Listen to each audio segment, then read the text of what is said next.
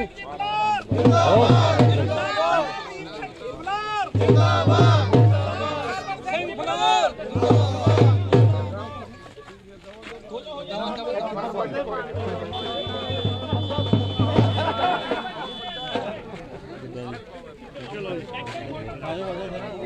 Minute Inu हो जा भाजी फोटो कर लो एक फोटो करो नहीं उधर चलते हैं जरा मोरे चलो चलो जी उधर भी चलो बहुत लाइव चल रहा है आगे तो लाइव चल रहा है ठीक है जी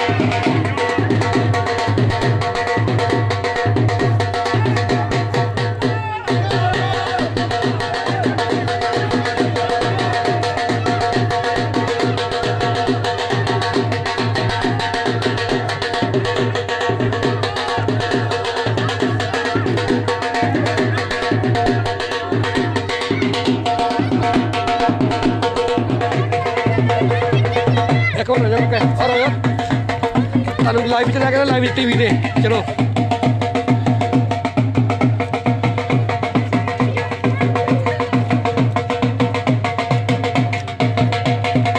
ਹੁਣ ਪਿੱਛੇ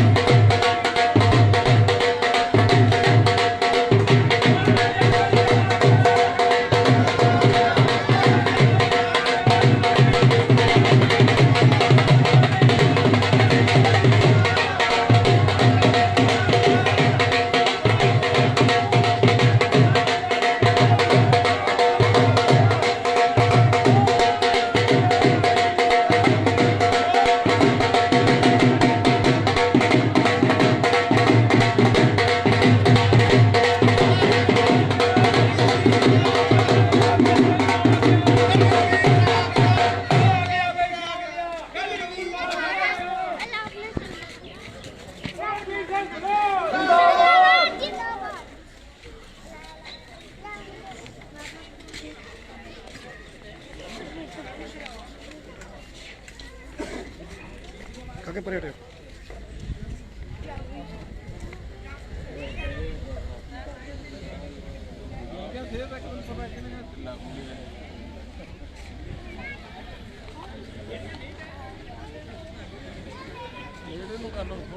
ਹਾਂਜੀ ਨਹੀਂ ਇਹਨਾਂ ਤੋਂ ਪਾਇਆ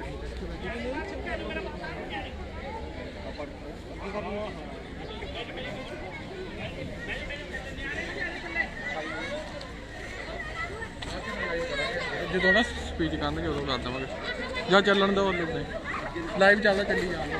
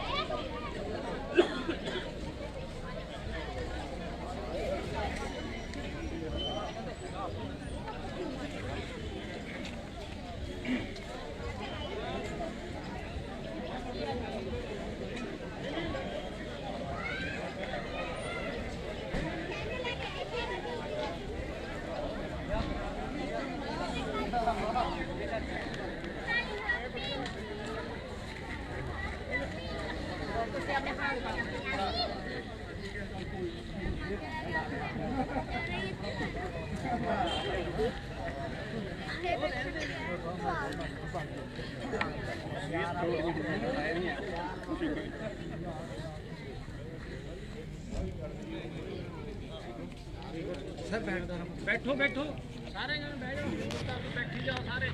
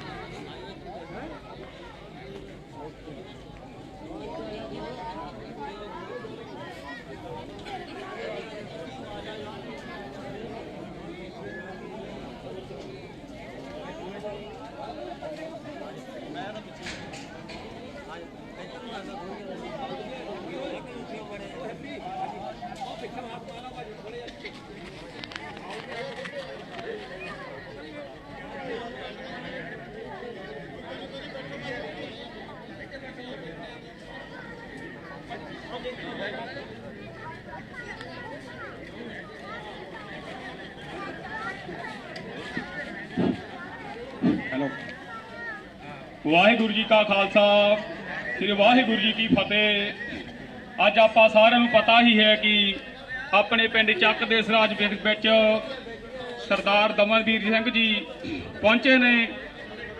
ਅਸੀਂ ਉਹਨਾਂ ਦਾ ਬਹੁਤ ਬਹੁਤ ਧੰਨਵਾਦ ਕਰਦੇ ਹਾਂ। ਸਾਡੇ ਜਿੰਨੇ ਭੈਣ ਭਰਾ ਸਾਰੇ ਬੱਚੇ ਵੱਡੇ ਬਜ਼ੁਰਗ ਪਹੁੰਚੇ ਨੇ, ਉਹ ਆਪਣੇ ਆਪਣੇ ਜਿੱਥੇ ਵੀ ਜਗ੍ਹਾ ਮਿਲਦੀ ਆ ਜੀ ਬੈਠਣ ਦੀ ਕਿਰਪਾਲਤਾ ਕਰੋ। ਤੇ ਸਾਡੇ ਨਾਲ ਜੋ ਜਿੰਨੇ ਪ੍ਰਮੰਤੇ ਸੱਜਣ ਪਹੁੰਚੇ ਨੇ, ਸਰਦਾਰ ਸਰਬਤ ਸਿੰਘ ਫਲੌਰ ਜੀ ਤੇ ਸਰਦਾਰ ਅੱਪਰੇ ਤੋਂ ਸਰਪੰਚ ਸਾਹਿਬ ਜਿੰਨੇ ਵੀ ਪਹੁੰਚੇ ਨੇ, ਸਾਰਿਆਂ ਦਾ ਬਹੁਤ ਬਹੁਤ ਧੰਨਵਾਦ ਕਰਦੇ ਹਾਂ ਜੀ। ਸੋ ਆਪਾਂ ਸਾਰਿਆਂ ਨੂੰ ਵੱਡੀ ਬੇਨਤੀ ਇਹੀ ਹੈ ਕਿ ਆਪਾਂ ਟੈਲੀਫੋਨ ਤੇ ਮੋਹਰ ਲਾ ਕੇ ਕਾਮਯਾਬ ਕਰਨਾ ਹੈ ਜੀ। ਆਪਾਂ ਇਹਨਾਂ ਨੂੰ ਮੁਬਾਰਕਾਂ ਦਿੰਦੇ ਆ ਜੀ, ਸਾਡੇ ਪਿੰਡ ਵਿੱਚ ਪਹੁੰਚੇ, ਜਦ ਕਿ ਇਹ ਪਿੰਡ ਇਹਨਾਂ ਦਾ ਹੀ ਪਿੰਡ ਹੈ, ਇਹਨਾਂ ਦਾ ਪਰਿਵਾਰ ਸਾਰਾ ਬੈਠਾ ਹੈ। ਅਸੀਂ ਇਹਨਾਂ ਨੂੰ ਵਾਅਦਾ ਕਰਦੇ ਹਾਂ, ਅਸੀਂ ਇਹਨਾਂ ਦੇ ਨਾਲ ਹਾਂ ਜੀ। ਸੋ ਅਸੀਂ ਇਹਨਾਂ ਦਾ ਇੱਕ ਵਾਰ ਫੇਰ ਧੰਨਵਾਦ ਕਰਦੇ ਹਾਂ ਜੀ, ਸਾਡੇ ਪਿੰਡ ਵਿੱਚ ਪਹੁੰਚੇ ਨੇ। ਤੇ ਹੁਣ ਮੈਂ ਅੱਪਰੇ ਤੋਂ ਸਾਡੇ ਹੈਰੀ ਸਰਪੰਚ ਜੀ, ਉਹਨਾਂ ਨੂੰ ਬੇਨਤੀ ਕਰੂੰਗਾ ਉਹ ਮੰਚ ਤੇ ਆਉਣ ਤੇ ਅਗਲਾ ਪ੍ਰੋਗਰਾਮ ਸਾਰਾ ਦੱਸਣਗੇ ਜੀ।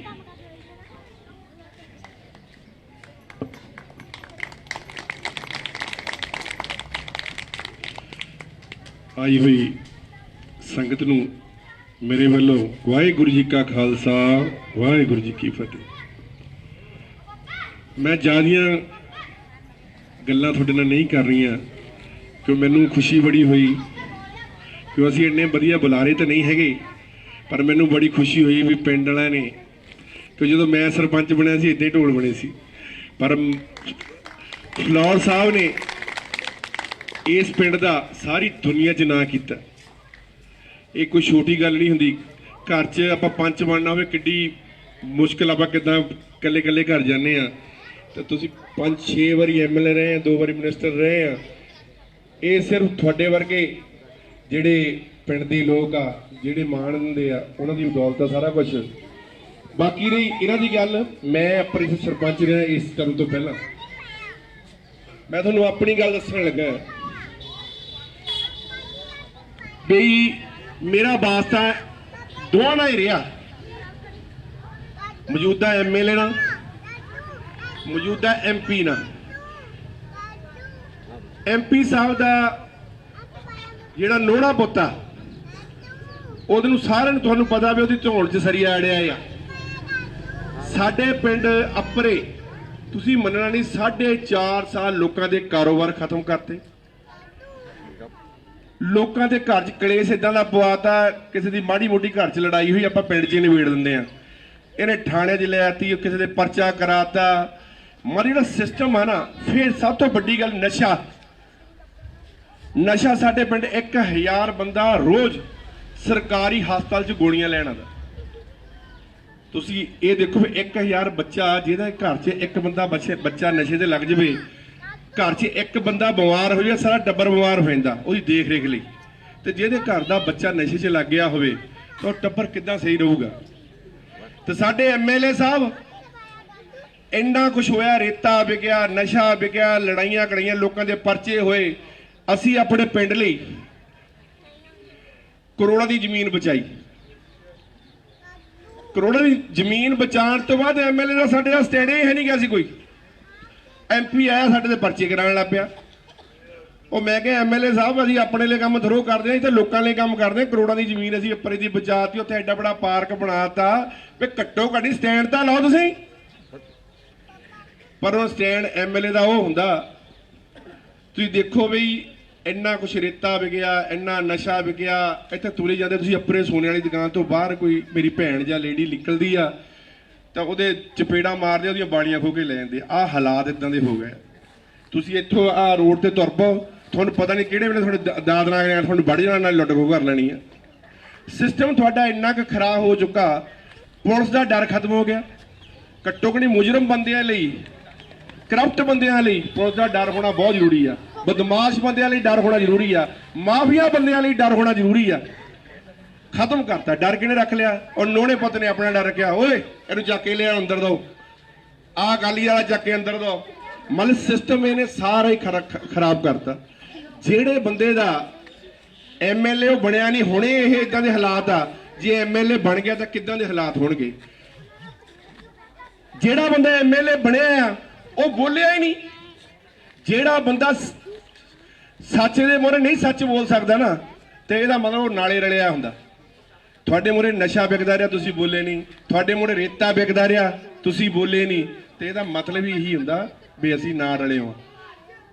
ਜੇ ਤੁਸੀਂ ਸੱਚ ਨਹੀਂ ਕਹਿਣਾ ਨਾ, ਤੇ ਇਹਦਾ ਮਤਲਬ ਇਹੀ ਹੁੰਦਾ। ਇਸ ਕਰਕੇ ਮੇਰੀ ਬੇਨਤੀ ਹੈ ਵੀ ਬਹੁਤ ਸਾਡਾ ਪਿੰਡ ਦਾ ਬਹੁਤ ਮਾਣ ਕਰਦਾ ਫਲੋਰ ਸਾਹਿਬ ਦੇ, ਤੇ ਗਾਹਾਂ ਉਹਨਾਂ ਦੇ ਬੇਟੇ ਮੇਰੇ ਭਰਾ ਦਮਨਵੀਰ ਭਾਜੀ।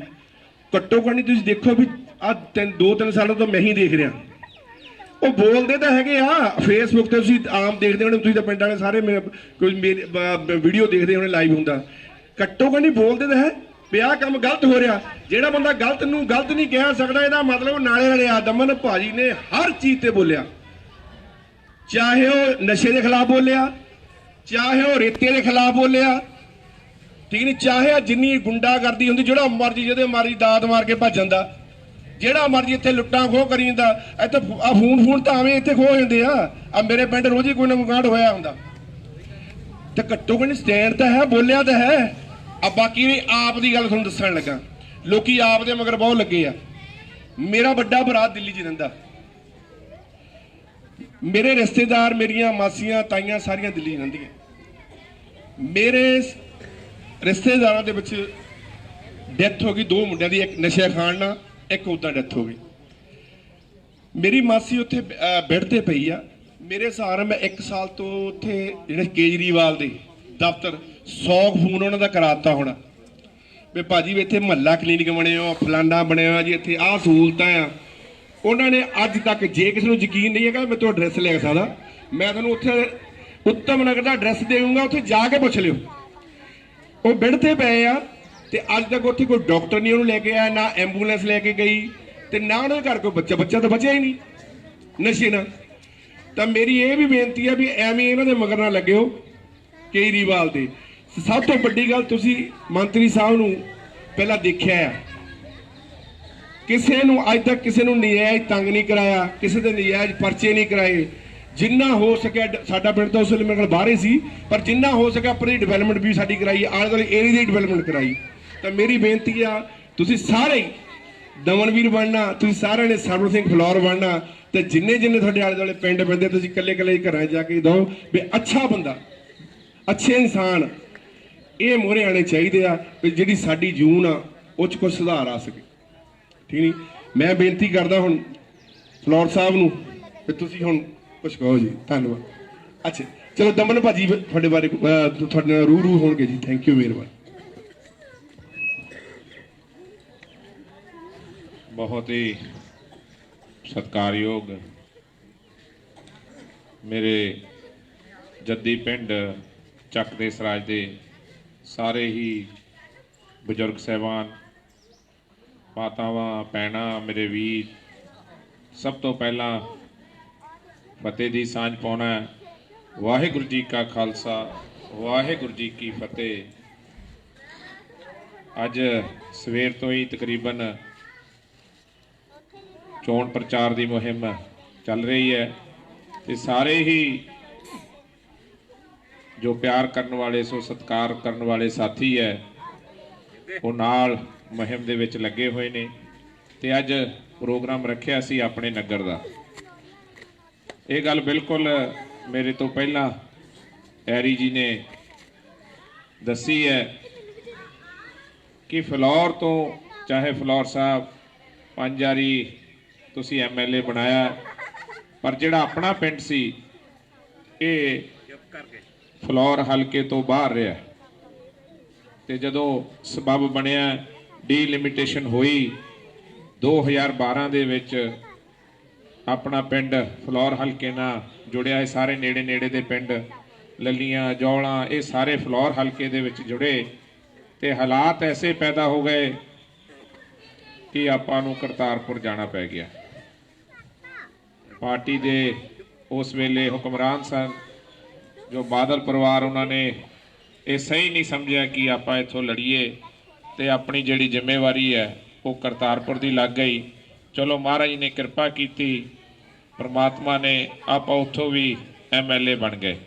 ਪਰ ਜੋ ਮਨ ਦੀ ਰੀਝ ਸੀ ਵੀ ਜਿਹੜੇ ਆਪਣੇ ਪਿੰਡ ਸੀ, ਕਦੇ ਉਹਨਾਂ ਦੀ ਆਪ ਜਦੋਂ ਖੜੇ ਹੋਈਏ, ਆਪ ਜਿਹੜੀ ਹੈ ਸੇਵਾ ਕਰਨ ਦਾ ਕੋਈ ਮੌਕਾ ਮਿਲੇ, ਤੇ ਜਿਹੜੇ ਹਾਲਾਤ ਹੈ ਉਹ ਬਣ ਨਾ ਸਕੇ। ਕੁਛ ਚਾਲਾਂ ਐਸੀਆਂ ਚੱਲੀਆਂ ਕਿ ਜਿੱਥੇ ਸਾਡੇ ਮਨ 'ਚ ਸੀ ਉੱਥੇ ਤੁਹਾਡੇ ਵੀ ਮਨ 'ਚ ਸੀ, ਸਾਰੇ ਨਗਰ ਨਿਵਾਸੀਆਂ ਦੇ ਵੀ। ਆਪਣੀ ਕਦੋਂ ਦੇ ਲੜਦੇ ਆ ਰਹੇ ਆ, ਪਰ ਆਪਣੀ ਕਦੇ ਵੋਟ ਨਹੀਂ ਸੀ ਪਾਈ। ਸੋ ਉਹ ਮੌਕਾ, ਉਹ ਸਬਬ ਜਿਹੜਾ ਹੁਣ ਜਾ ਕੇ ਉਤਰਾ ਚੜਾ ਦੇਖਦੇ ਹੋਏ ਦੁਬਾਰਾ ਬਣਿਆ। ਤੇ ਇੱਥੇ ਕੋਈ ਰਾਜਨੀਤਿਕ ਭਾਸ਼ਣ ਮੈਂ ਕਰਦਾ ਬਹੁਤਾ ਚੰਗਾ ਨਹੀਂ ਲੱਗਦਾ, ਕਿਉਂ ਮੇਰਾ ਸਾਰਾ ਹੀ ਪਰਿਵਾਰ ਹੈ। ਤੇ ਮੈਂ ਤਾਂ ਇਹ ਇਲੈਕਸ਼ਨ ਜਿਹੜੀ ਹੈ ਪਹਿਲਾਂ ਵੀ ਤੁਸੀਂ ਲੜੀ ਹੈ ਸਾਰਿਆਂ ਨੇ, ਸਾਰੇ ਪਿੰਡ ਨੇ ਪਹਿਲਾਂ ਸ਼ੁਰੂ ਤੋਂ 1977 ਤੋਂ ਲੈ ਕੇ ਇਹ ਇਲੈਕਸ਼ਨ ਤੁਸੀਂ ਲੜੀ ਹੈ। ਤੇ ਹੁਣ ਵੀ ਜ਼ਿੰਮੇਵਾਰੀ ਆਪਣੀ ਸਾਰਿਆਂ ਦੀ ਹੈ। ਇਹ ਮੈਂ ਤਾਂ ਖੜਾ ਹੀ ਨਹੀਂ ਇਲੈਕਸ਼ਨ 'ਚ, ਹਰ ਇੱਕ ਨਾਗਰਿਕ ਇਸ ਪਿੰਡ ਦਾ ਜਿਹੜਾ ਆ ਉਹ ਇਹ ਇਲੈਕਸ਼ਨ ਲੜ ਰਿਹਾ ਤੇ ਉਹਦੀ ਆਪਦੀ ਜ਼ਿੰਮੇਵਾਰੀ ਹੈ। ਕਿਉਂਕਿ ਮਾਣ ਜਿਹੜਾ ਹੁੰਦਾ ਉਹ ਮੇਰਾ ਇਕੱਲੇ ਦਾ ਨਹੀਂ, ਸਾਰੇ ਪਿੰਡ ਦਾ, ਸਾਰੇ ਨਗਰ ਦਾ ਹੁੰਦਾ, ਤੇ ਸਨਮਾਨ ਵੀ ਸਾਰੇ ਨਗਰ ਦਾ ਹੀ ਹੁੰਦਾ। ਤੇ ਅੱਜ ਜੇ ਆਪਣਾ ਨਗਰ ਪੂਰੇ ਵਰਲਡ ਦੇ ਵਿੱਚ ਜਾਣਿਆ ਜਾਂਦਾ ਤਾਂ ਇਸੇ ਲਈ ਜਾਣਿਆ ਜਾਂਦਾ। ਤੇ ਆਪਣੀ ਸਾਰਿਆਂ ਦੀ ਜ਼ਿੰਮੇਵਾਰੀ ਵੀ ਹੈ। ਦਿਨ ਵੀ ਥੋੜੇ ਰਹਿ ਗਏ ਹੈ ਤੇ ਐਤਕੀ ਜਿਹੜਾ ਆਪਣਾ ਚੋਣ ਨਿਸ਼ਾਨ ਹੈ ਇਹ ਵੀ ਦੱਸਣਾ ਬਹੁਤ ਜ਼ਰੂਰੀ ਹੈ। ਉਹ ਟੈਲੀਫੋਨ ਹੈ। ਟੈਲੀਫੋਨ ਚੋਣ ਨਿਸ਼ਾਨ ਮਿਲਿਆ, ਯਾਦ ਕਰਨਾ ਵੀ ਸਿਖਾਲਾ, ਕਿਉਂਕਿ ਕੰਮ ਸਾਰੇ ਟੈਲੀਫੋਨ ਤੇ ਹੀ ਹੁੰਦੇ ਆ। ਆਪਾਂ ਕਿਸੇ ਕੋਲੇ ਜਾਂਦੇ ਆ ਤਾਂ ਆਪਾਂ ਇਹੀ ਕਹਿੰਦੇ ਟੈਲੀਫੋਨ ਕਰ ਦਿਓ। ਸੋ ਮੇਰੀ ਬੇਨਤੀ ਇਹ ਹੈ ਵੀ ਜਿੱਥੇ ਤੱਕ ਆਪਣੇ ਸਾਥੀ, ਰਿਸ਼ਤੇਦਾਰ ਇਸ ਹਲਕੇ ਦੇ ਵਿੱਚ ਕਿਤੇ ਵੀ ਬੈਠੇ ਆ, ਕਿਉਂਕਿ ਆਪਣੀਆਂ ਰਿਸ਼ਤੇਦਾਰੀਆਂ ਬਹੁਤ ਲੰਬੀਆਂ ਹੈ ਇਸ ਹਲਕੇ ਦੇ ਵਿੱਚ, ਬਹੁਤ ਜ਼ਿਆਦਾ, ਉਹ ਸਾਰਿਆਂ ਨੂੰ ਸੁਨੇਹਾ ਦੇਣਾ, ਕੋਈ ਸੁਨੇਹਾ ਦੇਣੋਂ ਨਾ ਰਹਿ ਜੇ ਤੇ ਜਿੱਥੇ ਜਿੱਥੇ ਬੈਠੇ ਆਪਣੀ ਜ਼ਿੰਮੇਵਾਰੀ ਸਮਝਦੇ ਹੋਏ ਉਹਨਾਂ ਸਾਰਿਆਂ ਨੂੰ ਸੁਨੇਹਾ ਲਾਇਆ ਜਾਵੇ ਵੀ ਭਾਈ ਸਾਡੇ ਪਿੰਡ ਦੀ ਜਿਹੜੀ ਹੈ ਉਹ ਇੱਜ਼ਤ ਦਾ ਸਵਾਲ ਹੈ, ਅਸੀਂ ਆਪ ਖੜੇ ਹਾਂ ਤੇ ਇਸ ਕਰਕੇ ਇਲੈਕਸ਼ਨ ਜਿਹੜੀ ਹੈ ਉਹ ਜਿੱਤਣੀ ਬਹੁਤ ਜ਼ਰੂਰੀ ਹੈ ਆਪਣੇ ਲਈ, ਆਪਣੇ ਸੂਬੇ ਲਈ, ਆਪਣੇ ਨਗਰ ਲਈ ਤੇ ਆਪਣੇ ਹਲਕੇ ਦੇ ਲਈ ਬਹੁਤ ਜ਼ਰੂਰੀ ਹੈ। ਤੁਸੀਂ ਇੱਥੇ ਇੰਨਾ ਵੱਡਾ ਇਕੱਠ ਕੀਤਾ, ਮੈਂ ਬਹੁਤ ਬਹੁਤ ਧੰਨਵਾਦੀ ਹਾਂ। ਨੌਜਵਾਨ ਸਾਥੀਆਂ ਦਾ ਵੀ ਬਹੁਤ ਬਹੁਤ ਧੰਨਵਾਦੀ ਹਾਂ, ਕਿਉਂਕਿ ਸਾਡੇ 'ਚ ਤਾਂ ਸ਼ਾਇਦ ਕੋਈ ਕਮੀ ਰਹਿ ਗਈ ਹੋਏਗੀ, ਪਰ ਤੁਸੀਂ ਕਦੇ ਆਪਣੇ ਪਿਆਰ 'ਚ ਜਿਹੜੀ ਹੈ ਉਹ ਕਮੀ ਨਹੀਂ ਦਿਖਾਈ। ਇਹਦਾ ਮੈਂ ਤੁਹਾਡਾ ਬਹੁਤ ਬਹੁਤ ਧੰਨਵਾਦ ਕਰਦਾ ਤੇ ਮੈਂ ਆਸ ਕਰਦਾ ਕਿ ਇਸ ਇਲੈਕਸ਼ਨ 'ਚ ਵੀ ਪ੍ਰਮਾਤਮਾ ਅਕਾਲ ਪੁਰਖ ਕਿਰਪਾ ਕਰਨਗੇ ਤੇ ਇਹ ਜਿਹੜੀ ਲੜਾਈ ਆਪਾਂ ਸਾਰੇ ਜਣੇ ਲੜ ਮਿਲ ਕੇ ਬਹੁਤ ਵੱਡੀ ਲੀਡ ਨਾਲ ਜਿੱਤਾਂਗੇ। ਇੰਨਾ ਹੀ ਕਹਿੰਦਾ ਹੋਇਆ ਮੈਂ ਸਭ ਦਾ ਇਹ ਸਾਰਾ ਅਰੇਂਜਮੈਂਟ ਕਰਨ ਤੇ ਤੁਹਾਡਾ ਸਾਰਿਆਂ ਦਾ, ਕਿਉਂਕਿ ਇਸ ਸਮੇਂ ਕੰਮ ਦਾ ਟਾਈਮ ਹੁੰਦਾ, ਸਭ ਨੇ ਆਪਦਾ ਕੰਮ ਕਰਨਾ ਹੁੰਦਾ, ਬੀਬੀਆਂ ਦਾ, ਮਾਤਾਵਾਂ ਦਾ, ਭੈਣਾਂ ਦਾ, ਸਾਰੇ ਸਾਥੀਆਂ ਦਾ ਇੰਨਾ ਟਾਈਮ ਕੱਢਣ ਤੇ ਬਹੁਤ ਬਹੁਤ ਧੰਨਵਾਦ ਕਰਦਾ ਤੇ ਮੈਂ ਬੇਨਤੀ ਵੀ ਕਰਦਾ ਫਲੋਰ ਸਾਹਿਬ ਨੂੰ ਕਿ ਉਹ 2 ਮਿੰਟ ਆ ਕੇ ਤੁਹਾਨੂੰ ਆਪਣੇ ਸ਼ਬਦ ਜ਼ਰੂਰ ਰੱਖਣਗੇ। ਵਾਹਿਗੁਰੂ ਜੀ ਕਾ ਖਾਲਸਾ, ਵਾਹਿਗੁਰੂ ਜੀ।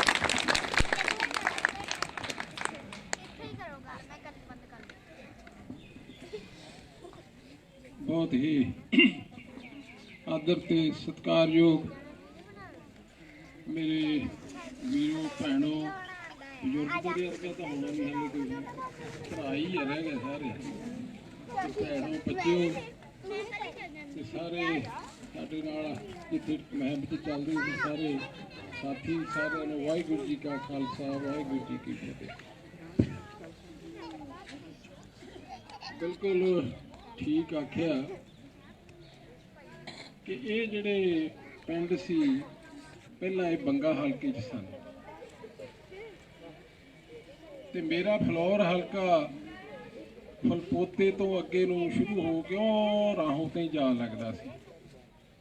ये पिंड पहली बारी फलौर हल्के च जुड़े सी, पर मैं लड़दा फलौर हल्के तो सी, पर तुसी इन्हां पिंडां वालियां ने, मैं कल्ले अपने पिंड दी भी नहीं करदा, सारे पिंडां वालियां ने जिथे जिथे भी कोई साक संबंध सी, रिश्तेदारी सी, उत्थे तुसी जा जा के भी प्रचार किया, लोकां नूं प्रेरित किया, अपना समझ के तुसी उत्थे जाके जांदे रहे पिंडां च लोग 77 तो लैके जिन्ना चर भी मैं इत्थे 12 ते ही रहा ते हुण पहली बारी ये जिहड़े पिंड आ वो फलौर हल्के दे विच जुड़े ने। मैनूं इस गल दी खुशी भी है, माण भी है। मैं भावें MLA उधरों सी, वजीर उधरों सी बनदा रहा, पर मैं इन्हां पिंडां नूं कदे पराए नहीं सी समझण दित्ता किसी नूं। भावें कोई हो, मैं राजनीति नहीं की इन्हां पिंडां दे विच। मैं अपना पिंड तां छड्डे लो, अपने पिंड दी तां गल ही छड्ड दिओ। मैं इन्हां पिंडां 'च राजनीति नहीं की, ना मैं हुण राजनीति करनी है, क्योंकि अपनिआं ते राजनीति नहीं करी दी।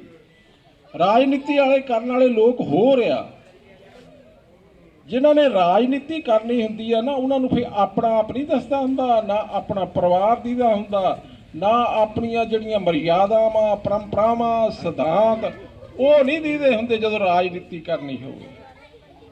तुसीं मैनूं अपना समझिया, मैं तुहानूं अपना समझिया, ते अज तई हो सकता मेरे तो कमी रही होगी। मैं दिता तो जरूर हो कुछ, पर मंगण पहली बारी आया मैं इन्हां पिंडां 'च, मंगण अपने लिए पहली बारी मंगण आया। इसलिए ये तुसीं देखना, देखो राजनीति हो गई गंदी, मैं तुहानूं स्पष्ट कह दिया, राजनीति नहीं रह गई, ये गंदी हो गई। राजनीति हुंदी सी देश की सेवा लई, सूबे की सेवा लई, लोकां की सेवा लई।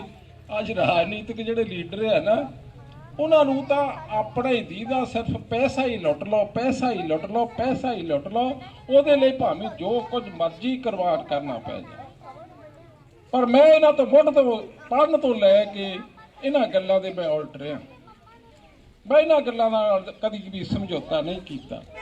हुण जिहड़ा मैं चलो गल करदा, 45 साल मैं श्रोमणी अकाली दल चलाया, तुहानूं सारिआं नूं पता, अपनी जवानी दित्ती अकाली दल नूं, पर उन्होंने मेरे नाल ही राजनीति करती। परिवार तो तुसीं छड्ड लो, मेरे नाल ही राजनीति करती। मैनूं कहना नहीं चाहिए, चलो मैनूं हुण गल मेरे ਤੁਰ ਪਈ। ਗੱਲ ਕੀ ਕਾਰਨ ਕੀ ਸੀ, ਕਿਉਂ ਕੀਤੀ? ਇੱਕੋ ਹੀ ਕਾਰਨ ਸੀ ਸਰ, ਹੋਰ ਕੋਈ ਨਹੀਂ ਸੀ ਕਿ ਤੁਸੀਂ ਲੋਕਾਂ ਨੇ ਮੈਨੂੰ ਸ਼ਕਤੀ ਇੰਨੀ ਦੇ ਦਿੱਤੀ, ਤਾਕਤ ਇੰਨੀ ਦੇ ਦਿੱਤੀ ਕਿ ਮੇਰੀ ਕੁਰਸੀ ਮੁੱਖ ਮੰਤਰੀ ਦੇ ਕੋਲ ਚਲੀ ਗਈ। ਇਹੀ ਕਸੂਰ ਸੀ ਸਰ, ਹੋਰ ਕੋਈ ਨਹੀਂ ਸੀ, ਹੋਰ ਕੋਈ ਨਹੀਂ ਸੀ, ਇਹੀ ਕਸੂਰ ਸੀ। ਉਹ ਜਿਹੜੇ ਨਵੇਂ ਲੀਡਰ ਬਣੇ ਆ ਨਾ, ਹੁਣ ਨਵੇਂ ਲੀਡਰ ਬਣੇ ਆ ਅਕਾਲੀ ਦਲ ਦੇ, ਉਹ ਉਹਨਾਂ ਤੇ ਪਸੰਦ ਨਹੀਂ ਆਈ, ਕਿਉਂਕਿ ਬਾਦਲ ਸਾਹਿਬ ਤਾਂ ਸਾਡੇ ਸੀਨੀਅਰ ਸੀ, ਸਾਰੇ ਉਹਨਾਂ ਨੂੰ ਇਹਨਾਂ ਨੂੰ ਵੀ ਮੰਨ ਲਿਆ ਸੀ, ਅਸੀਂ ਤਾਂ ਇਹਨਾਂ ਨੂੰ ਵੀ ਮੰਨ ਲਿਆ ਸੀ ਲੀਡਰ, ਪਰ ਨਹੀਂ, ਉਹ ਇਹਨਾਂ ਦੇ ਪਸੰਦ ਨਹੀਂ ਵੀ ਇਹਦੀ ਤਾਂ ਕੁਰਸੀ ਨੇੜੇ ਆ ਗਈ, ਅਸੀਂ ਇਹਨੂੰ ਪਰੇ ਨਹੀਂ ਕਰ ਸਕਣਾ, ਤੇ ਇਸ ਕਰਕੇ ਸਾਨੂੰ ਫਿਰ ਕਿਸੇ ਨਾ ਕਿਸੇ ਤਰ੍ਹਾਂ ਪਿੱਛੇ ਨੂੰ ਧੱਕਣਾ ਸ਼ੁਰੂ ਕਰਤਾ। 7 'ਚ ਮੇਰੀ ਵਜ਼ੀਰੀ ਰਾਤ ਨੂੰ 1 ਵਜੇ ਕੱਟੀ, ਮੇਰੀ ਰਾਤ ਨੂੰ 1 ਵਜੇ ਗਵਰਨਰ ਨੂੰ ਜਦੋਂ ਜਾਣਾ ਸੀ ਨਾ ਲਿਸਟ ਦੇਣ, ਉਹ ਘਰ 'ਚ ਲੜਾਈ ਮੇਰੀ ਧੀ ਨੇ ਇੰਨੀ ਪਾ ਲਈ ਨਾ, ਮੇਰੀ ਧੀ ਆ, ਮੈਂ ਬੱਚਿਆਂ ਨੂੰ ਸਮਝਦਾ ਰਿਹਾ, ਮੇਰੇ ਬੱਚਿਆਂ ਨੂੰ ਵੀ ਮਿਲਦੇ ਰਹੇ ਆ ਮੈਨੂੰ। ਸਰਦਾਰ ਸੁਖਬੀਰ ਸਿੰਘ ਬਾਦਲ ਮਜੀਠੀਆ ਸਾਹਿਬ ਦੀ ਜਿਹੜੀ ਭੈਣ ਆ, ਇੰਨੀ ਲੜਾਈ ਪਾ ਲਈ ਤੇ 1 ਵਜੇ ਘਰ 'ਚ ਕਲੇਸ਼ ਇੰਨਾ ਹੋ ਗਿਆ, ਤੇ ਉਹਨਾਂ ਨੂੰ ਮੈਨੂੰ ਬਾਦਲ ਸਾਹਿਬ ਦਾ ਟੈਲੀਫੋਨ ਰਾਤ ਨੂੰ ਆ, ਕਹਿੰਦਾ ਮੈਂ ਐਤਕੀ ਤੈਨੂੰ ਵਜ਼ੀਰੀ ਨਹੀਂ ਦੇ ਸਕਦਾ। ਕੋਈ ਗੱਲ ਨਹੀਂ, ਚਲੋ ਉਹ ਵੀ ਹੋ ਗਿਆ, ਪਰ ਉਦੋਂ ਬਾਅਦ ਜੋ ਸਾਡੇ ਨਾਲ ਕੀਤਾ ਉਹਨਾਂ ਨੇ ਕਦੀ ਇਹ ਸੋਚਿਆ ਨਹੀਂ ਸੀ ਜ਼ਿੰਦਗੀ 'ਚ। ਸਭ ਕਸੂਰ ਕੀ ਸੀ ਕਿ ਸੀਨੀਅਰ ਹੋ ਗਿਆ ਸੀ, ਉਹਨਾਂ ਨੂੰ ਇਹ ਬਰਦਾਸ਼ਤ ਨਹੀਂ ਸੀ, ਫਿਰ ਇਹ ਤਾਂ ਕਿਸੇ ਨਾ ਕਿਸੇ ਤਰ੍ਹਾਂ ਇਹਨਾਂ ਨੂੰ ਲਾਂਭੇ ਕਰਨ ਲਈ ਸਾਨੂੰ ਕਰਤਾਰਪੁਰ ਭੇਜਿਆ ਸੀ। ਮੈਂ ਵੀ ਅੜਿਆ ਰਿਹਾ, ਉਹ ਵੀ ਅੜੇ ਰਹੇ, ਵੀ ਮੈਂ ਕਿਹਾ ਮੈਂ ਆਪਣੇ ਘਰ 'ਚ ਲੜਨਾ, ਮੈਂ ਆਪਣਾ ਘਰ 35 ਸਾਲ ਇਹਨੂੰ ਬਣਾਉਂਦਾ ਰਿਹਾ। ਪਹਿਲੀ ਵਾਰੀ ਮੇਰੇ ਆਪਣੇ ਪਿੰਡ ਜਿਹੜੇ ਆ ਉਹ ਇੱਧਰ ਆਏ ਆ, ਇਸ ਕਰਕੇ, ਪਰ ਉਹ ਨਾ ਮੰਨੇ।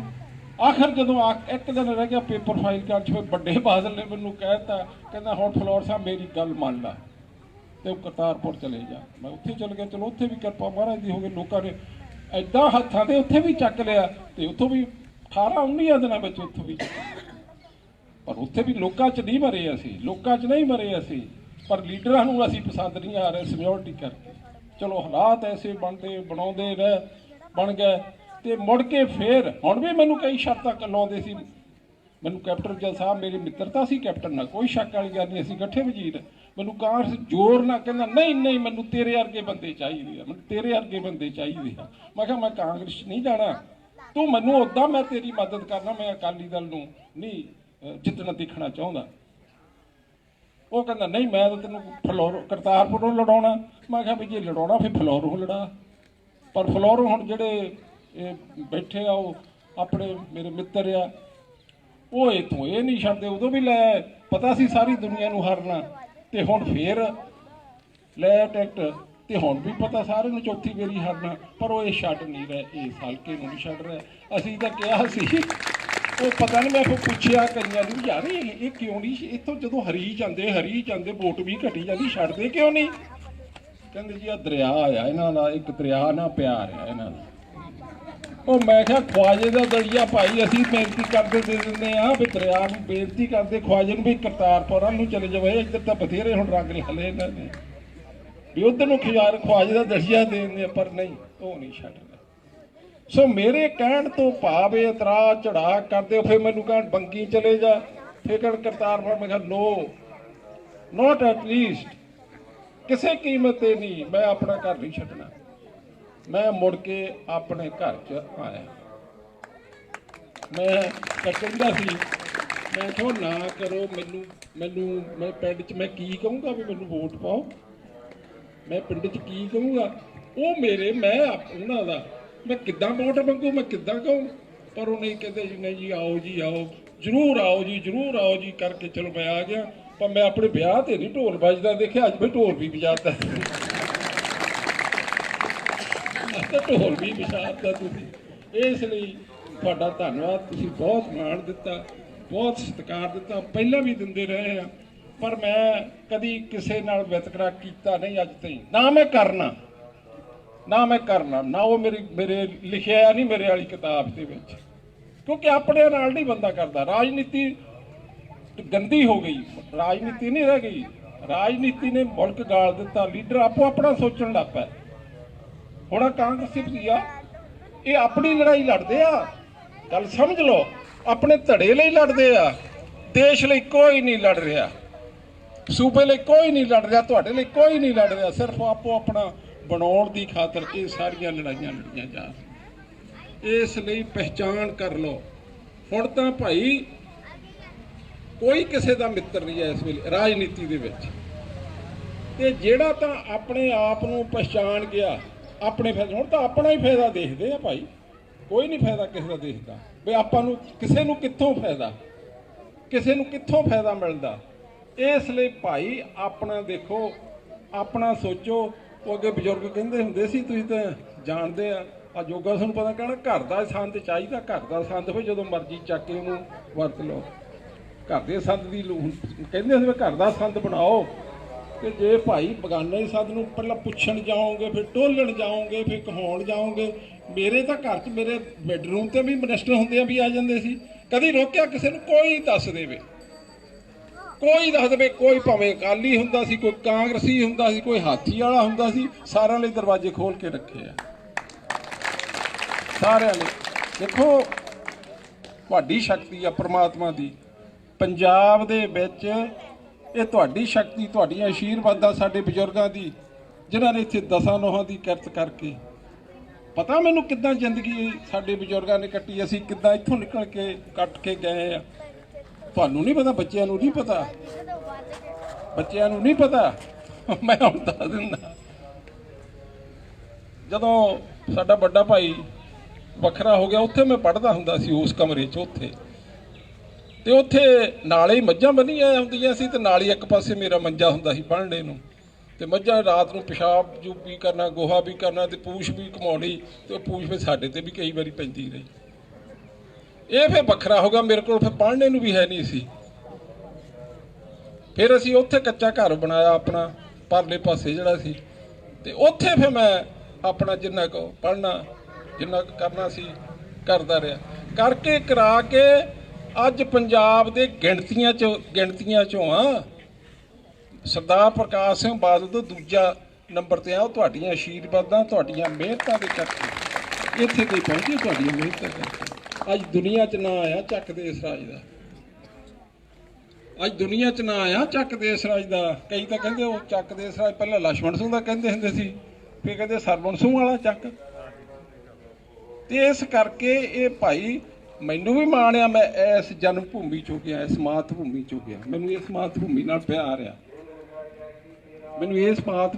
ਪਿਆਰ ਆ, ਮੈਂ ਇੱਥੇ ਇਹਨੂੰ ਛੱਡਣਾ ਨਹੀਂ। ਜੇ ਇਹ ਜਿੱਦਾਂ ਵੀ ਹੋਇਆ, ਇਹ ਜਿਹੜਾ ਆਪਣੀ ਮਾਂ ਭੂਮੀ ਨੂੰ ਛੱਡ ਜਾਏ, ਉਹ ਸਮਝ ਲਾ ਮਾਂ ਦਾ ਹੀ ਨਹੀਂ ਹੁੰਦਾ।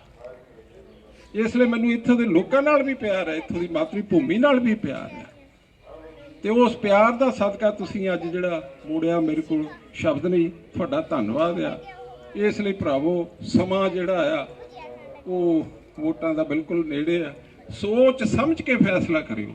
ਆਹ ਸਰਪੰਚ ਕਹਿ ਕੇ ਗਿਆ, ਉਹਦੇ 'ਚ ਕੋਈ ਝੂਠ ਨਹੀਂ ਹੈ, ਉਹਨਾਂ ਗੱਲਾਂ 'ਚ ਕੋਈ ਝੂਠ ਨਹੀਂ ਵਾਪਰ ਰਿਹਾ ਇੱਥੇ ਸਾਰਾ ਕੁਝ।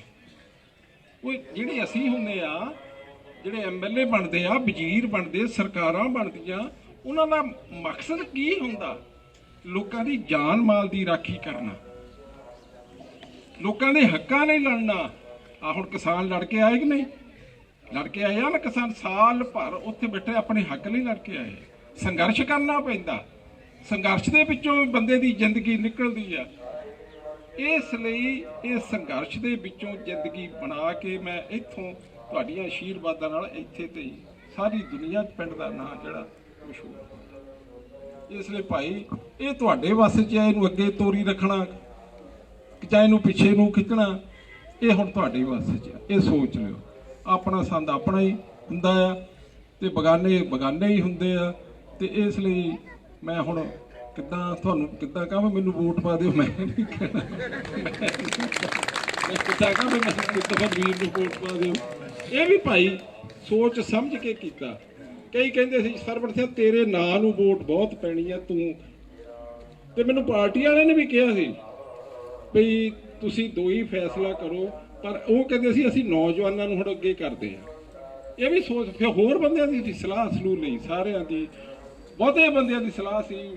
ਤਾਂ ਸਰਵਣ ਸਿੰਘ ਇੰਨੀਆਂ ਚੋਣਾਂ ਲੜ ਲਈਆਂ, 3 ਵਾਰੀ ਤੂੰ ਵਜ਼ੀਰ ਬਣ ਗਿਆ, 6 ਵਾਰੀ MLA ਬਣ ਗਿਆ, ਤੇ ਇਸ ਕਰਕੇ ਇਹ ਸਮਾਂ ਜਿਹੜਾ ਹੈ ਨਾ ਅੱਜ ਦਾ ਯੁੱਗ ਆ, ਇਹ ਨੌਜਵਾਨਾਂ ਦਾ ਯੁੱਗ ਆ। ਨੌਜਵਾਨਾਂ 'ਚ ਸ਼ਕਤੀ ਵੀ ਵੱਧ ਹੁੰਦੀ ਆ, ਕੰਮ ਕਰਦੀ ਤਾਕਤ ਵੀ ਵੱਧ ਹੁੰਦੀ ਆ, ਉਹ 'ਚ એનર્ਜੀ ਵੀ ਵੱਧ ਹੁੰਦੀ ਆ।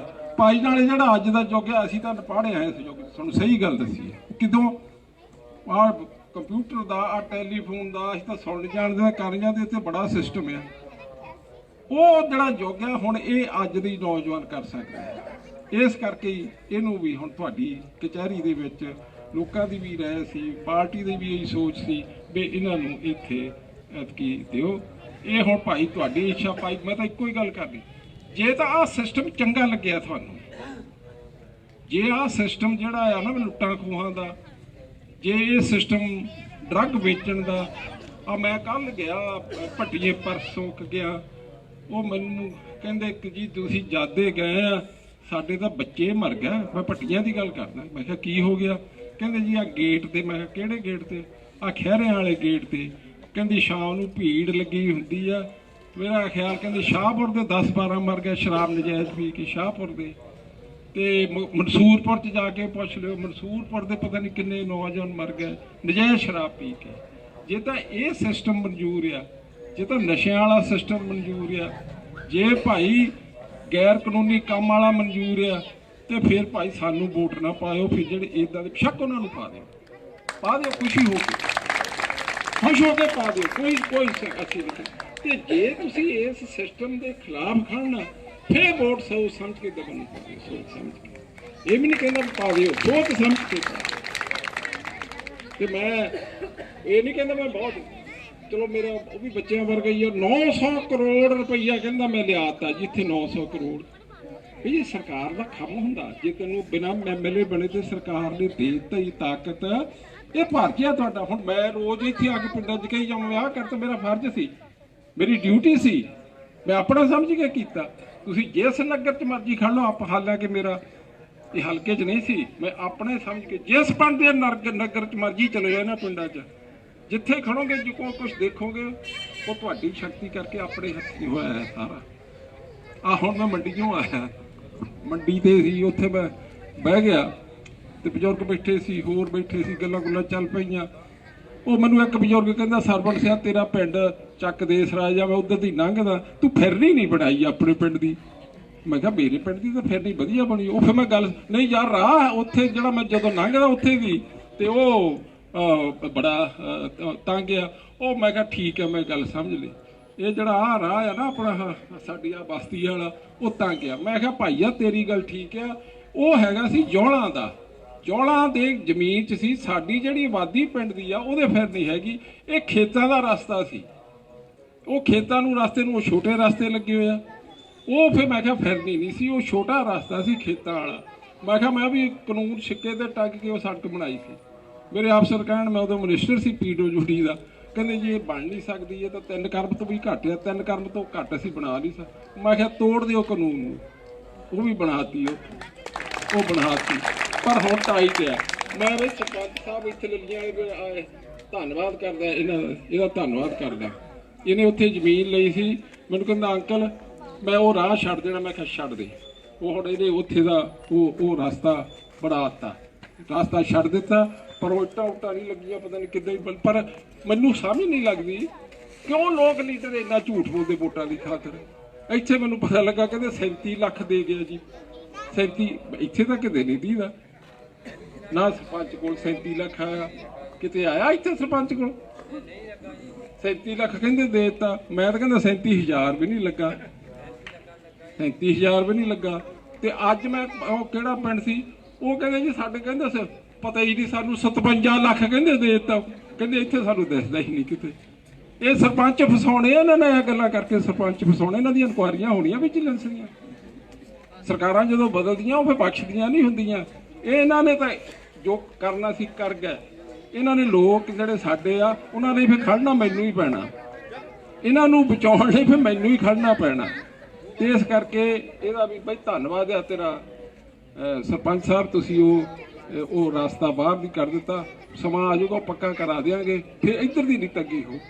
ਫਿਰ ਆ ਗਈ ਇਹ ਹੋਰ ਵੀ ਮੈਨੂੰ ਕਹਿੰਦਾ ਇਹ ਮੈਂ ਕਰ ਦੂੰਗਾ ਅੰਕਲ।